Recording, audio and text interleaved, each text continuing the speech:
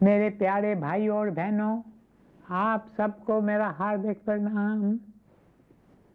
जैसा कि कल मैंने आपसे कहा कि सेवा करने के कुछ नियम हैं, उनमें से पहला नियम है चुपचाप सेवा करना, जिस पर हमने कल चर्चा की थी। आज हम देखते हैं कि सेवा करने का दूसरा नियम कौन सा है। दूसरा नियम है नम्रता से सेवा करो। वैसे नम्र होकर सेवा करना कोई आसान काम नहीं है। हम में से कई लोग सोचते हैं अपना समय देना या दान में रुपए देना या अन्य प्रकार की सेवा करना महानता है। ऐसा करके हम सोचते हैं हम बहुत बड़ी मेहरबानी कर रहे हैं, पर मुझे लगता है कि जिसकी हम सेवा करते हैं वास्तव में हम उस पर नहीं बल्कि वह सेवा का अवसर देकर हम पर मेहरबानी करता है। ईश्वर ने हमें कई सारे उपहार दिए हैं। इस सृष्टि ने हमें बहुत कुछ दिया है। हम इस सृष्टि के ऋणी हैं। इस ऋण को हम तभी चुका सकते हैं जब हम दीनहीनों, अपाहजों, दुखियों, दरिद्रों, वृद्ध तथा बेघर बेसहारा लोगों की सेवा करेंगे। हमें ऐसे लोगों का आभार मानना चाहिए जो वे हमें सेवा का अवसर प्रदान कर रहे हैं। हमें नम्र भाव से सेवा करना चाहिए, इसलिए हमें बदले में कुछ पाने की आशा नहीं करनी चाहिए। धन्यवाद जैसे शब्द की उम्मीद तक हमें नहीं करनी चाहिए। मेरे प्यारे भाइयों और बहनों, एक आदमी ने कई साल समाज की सेवा की। एक दिन वह गुरुदेव साधु वासवानी जी से मिलने आया और कहा, आप तो जानते ही हैं कि मैं कई वर्षों से लोगों की सेवा कर रहा हूँ, पर अब मैं चाहता हूँ कि यही लोग इलेक्शन में मुझे वोट दें और लोकसभा का सदस्य बनाएं।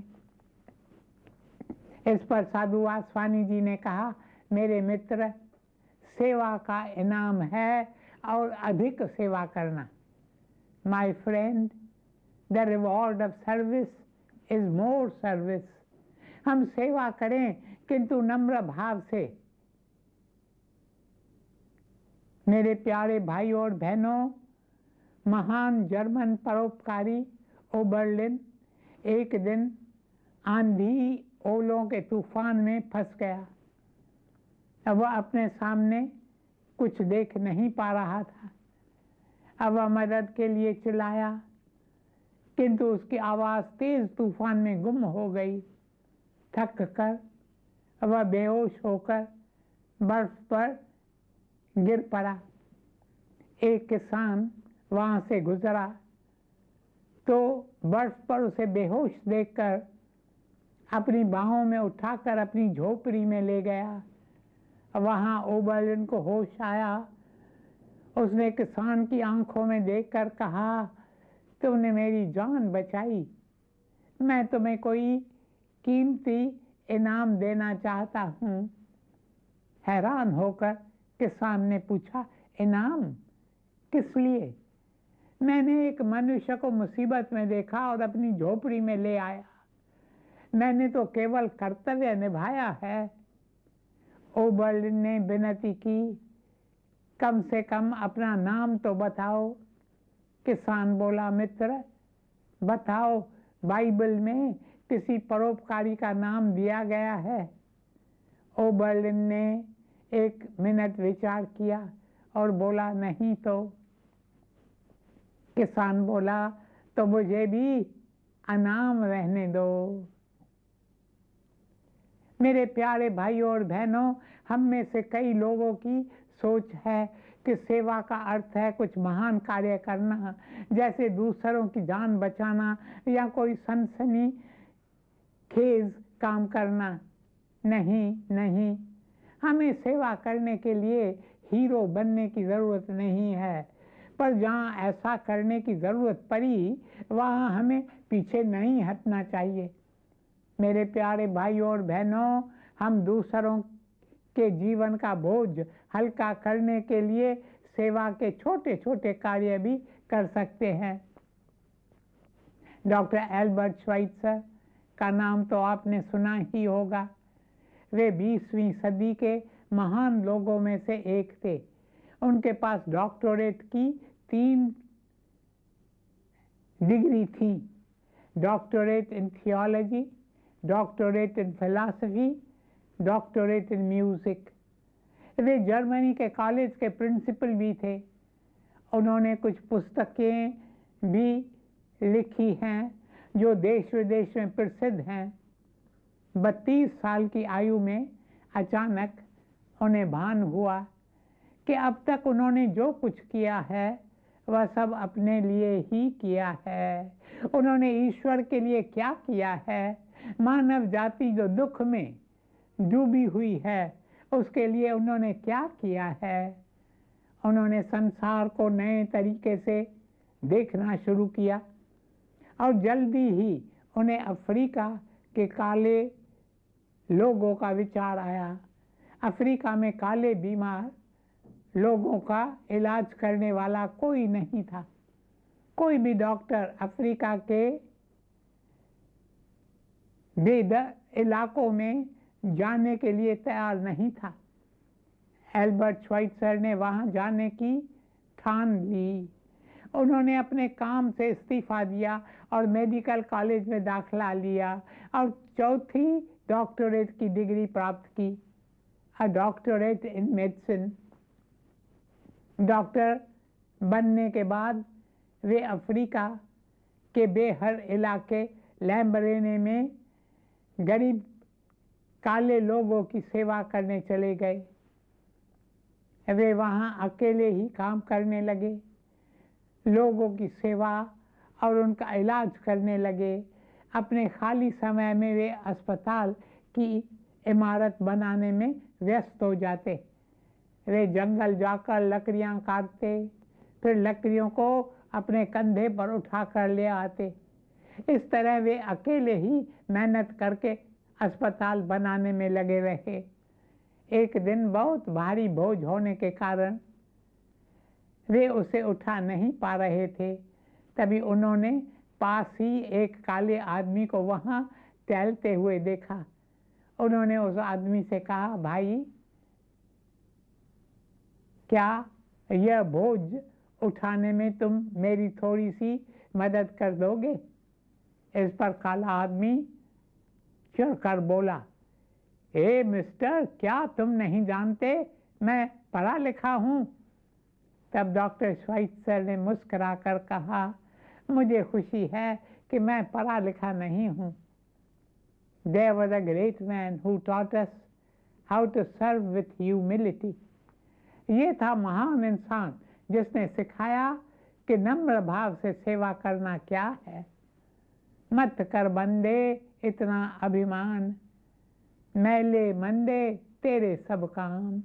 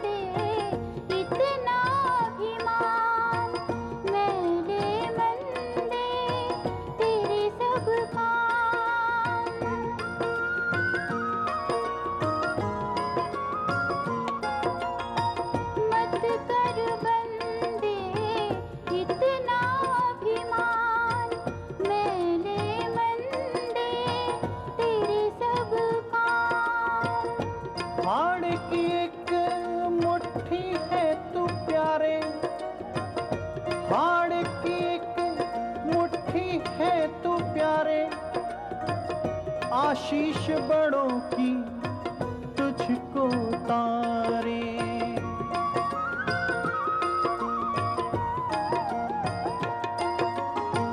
सारे खजाने तेरे मिलेंगे खाक,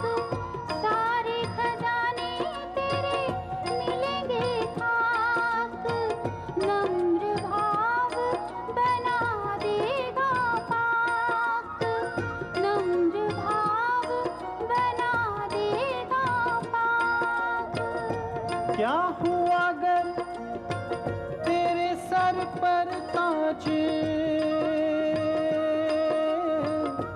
क्या हुआ गर तेरे सर पर ताज, नूरी सब है खाक मिट्टी का राज। जय जय नंदलाला, जय जय नंदलाला, जय जय गोपाला, जय जय नंदलाला, जय जय गोपाला, जय जय नंदलाला।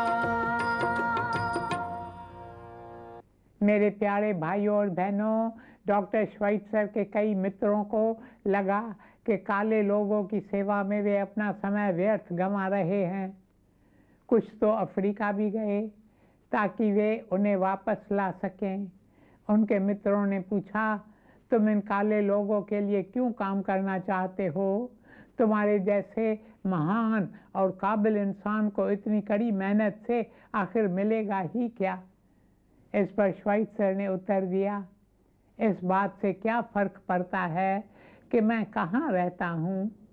मूल बात तो यह है कि मैं जहाँ भी रहूँ वहाँ कुछ अच्छा काम करूँ। मुझे खुशी है कि तुम सबको मेरा इतना ख्याल है, पर मैंने तय कर लिया है कि मैं यहीं रहूँगा और अपने अफ्रीकन मित्रों की देखभाल करूँगा। और उन्होंने ऐसा ही किया। मरते दम तक 90 साल की दीर्घ आयु तक वे अफ्रीका में रहे और वहाँ के लोगों की सेवा करते रहे। This is what true service is all about. इसे ही सच्ची सेवा कहते हैं। मेरे प्यारे भाइयों और बहनों, कई लोगों की यह धारणा है कि शुभ कार्य के लिए धन दान में देना काफ़ी है, पर यह सच नहीं है। हाँ, अपनी संपत्ति दूसरों के साथ बांटना अच्छी बात है, किंतु ये दान तो सेवा का बहुत ही छोटा सा हिस्सा है। इससे कहीं अधिक उत्तम है श्रमदान। जो इंसान नम्र होता है वह सदा दूसरों की सेवा का अवसर ढूंढता रहता है। जब उसे कहीं ज़रूरत नज़र आती है, इसके पहले कि कोई उससे सहायता मांगे, वह तुरंत दूसरे की सहायता करने लगता है। एक बार एक काला युवक रेलगाड़ी से उतरा, फिर उसने अपने भारी सूटकेस और उससे भी अधिक भारी अपना बड़ा सा थैला रेलगाड़ी से उतारा। उसके बाद उसने अपनी पीठ सीधी की और एक गहरी सांस ली। उसे स्टेशन से बाहर निकलने के लिए उस भारी सामान के साथ काफ़ी फासला तय करना था। उसने पहले अपना भारी सूटकेस उठाया और फिर जैसे ही वह अपना भारी थैला उठाने के लिए झुका तो किसी ने पीछे से उसका थैला उठा लिया। इसके पहले वह मुड़कर देखता कि थैला उठाने वाला व्यक्ति कौन है, तभी उसके कान में आवाज़ पड़ी, भाई आपके पास पहले ही भारी सूटकेस है, मैं आपकी थोड़ी मदद कर दूं? मैं भी उसी तरफ जा रहा हूं। काले युवक ने मुड़कर देखा कि एक गोरा अमेरिकन मुस्कुराकर उसका थैला उठा रहा है। पहले तो युवक को भी थोड़ी झिझक हुई और उसने अपना थैला उठाने की कोशिश की, पर गोरे आदमी ने उसे उठाने नहीं दिया। गोरे आदमी ने थैला उठाया और उसके साथ चल दिया। फिर दोनों के बीच चंद मीठी बातें हुई। जो काला युवक था उसका नाम था बुकर टी वॉशिंगटन और जो गोरा आदमी था उसका नाम थियोडोर रूसवेल्ट था। मेरे प्यारे भाइयों और बहनों, विश्व भर में कोयले की खानों में मजदूर जब नीचे खान में उतरकर अपना काम करते हैं तो वे डेवीज सेफ्टी लैंप का उपयोग करते हैं। पृथ्वी की गोद में कई खतरनाक गैसेस होती हैं जिसके कारण आग लग जाने का खतरा हमेशा बना रहता है और कई बार उस आग के कारण लोगों की जान भी चली जाती है। इसलिए खानों में आम बत्तियों का उपयोग नहीं होता है। जिस व्यक्ति ने सेफ्टी लैंप की खोज की थी उनका नाम है सर हम्फ्री डेवी। उन्हें यह बत्ती बनाने में कई वर्ष कड़ी मेहनत करनी पड़ी। उन्हें कई एक्सपेरिमेंट्स करने पड़े, तभी जाकर ऐसी बत्ती बनी जिससे आग लगने का कोई डर नहीं होता। जब बत्ती बनकर तैयार हो गई तो खान में काम करने वाले मजदूरों के लिए वरदान साबित हुई। देवी चाहते तो अपने इस अद्भुत खोज के लिए काफी धन कमा सकते थे, पर उन्होंने ऐसा नहीं किया। उन्होंने अपना यह नेक काम खान के मजदूरों को मुफ्त देने का इरादा किया। जब उनके मित्रों ने उनसे कहा कि यह नाम और धन कमाने का अच्छा अवसर है, तो उत्तर में उन्होंने कहा, अपने इस कार्य से नाम या धन कमाने का मेरा कोई इरादा नहीं है। मुझे नहीं लगता कि ये सब मुझे खुशी दे सकता है, पर हाँ, मैं खान में काम करने वालों की सहायता करना चाहता था। मेरी बनाई हुई बत्ती से उनका काम थोड़ा आसान हो जाएगा और इससे मेरे दिल को बहुत सुकून मिल रहा है। मेरे प्यारे भाइयों और बहनों, इसमें आश्चर्य की कोई बात नहीं है कि आज विश्व भर में सर हम्फ्री डेवी एक महान इंसान और महान साइंटिस्ट माने जाते हैं। मेरे प्रियजनों, एक बोर्डिंग स्कूल में 2 लड़कों को भोजन के बाद मेज और फर्श साफ करने का काम दिया गया। उनमें से एक लड़के को यह काम करना बिल्कुल अच्छा नहीं लगता था। वह जल्दी से आधा अधूरा काम करके खेलने भाग जाता था। दूसरा लड़का यह सब देखकर न केवल अपना काम अच्छी तरह करता था, अपितु वह दूसरे लड़के का काम भी अच्छी तरह कर देता था। इंचार्ज ने यह सब देखा और दूसरे लड़के से पूछा, तुम दूसरे का काम क्यों करते हो? लड़के ने बहुत अर्थपूर्ण उत्तर दिया। वह बोला, The Lord tells us, whosoever will be great amongst you, let him be your servant. मेरे प्रियजनों, एक अमीर महिला थी। उसने अपनी संपत्ति का काफी सारा हिस्सा एक संस्था को दे दिया था जो दुखियों की, दरिद्रों की सेवा करती थी। वह महिला स्वयं अपाहिज थी, पर प्रतिदिन शाम के समय सत्संग में आया करती थी। साध संगत लागे मीठा, जग सारा जूठा जूठा।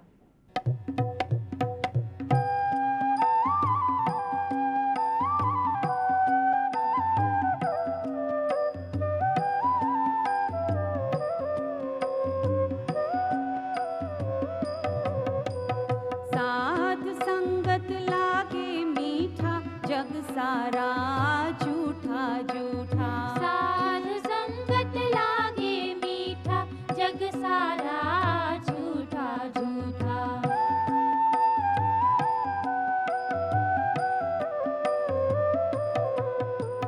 साध संग आनंद घनेरे, साध संगत घर साचा तेरे। साध संग आनंद घनेरे, साध संगत घर साचा तेरे।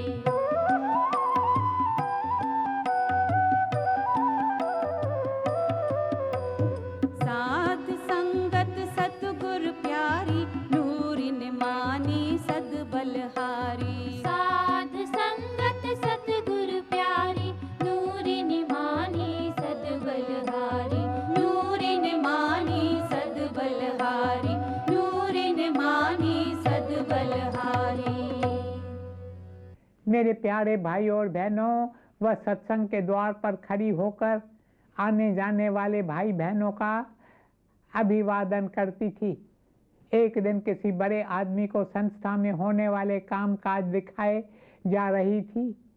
उस आदमी ने अभिवादन करते हुए उस वृद्ध महिला से पूछा, आपका इस संस्था में हो रहे सुंदर कार्य में क्या योगदान है? उत्तर में उस महिला ने अपने अनुदान का कोई बखान नहीं किया। उसने केवल इतना ही कहा, मैं तो केवल संस्था में आने जाने वाले लोगों का मुस्कुराकर अभिवादन करती हूँ। यह सुनकर बड़ा आदमी बोला, ये तो बहुत अच्छी बात है। इस संसार में जहाँ लोग इतने निराश हैं, वहाँ तुम अपनी इतनी अच्छी सेवा का योगदान दे रही हो। मेरे प्यारे भाइयों और बहनों, नम्र भाव से सेवा करने के लिए हमें अपने दंभ का त्याग करना होगा। हमें दूसरों के आगे झुकने में बहुत तकलीफ होती है। हम दूसरों की बात सुनने के लिए कभी तैयार नहीं होती।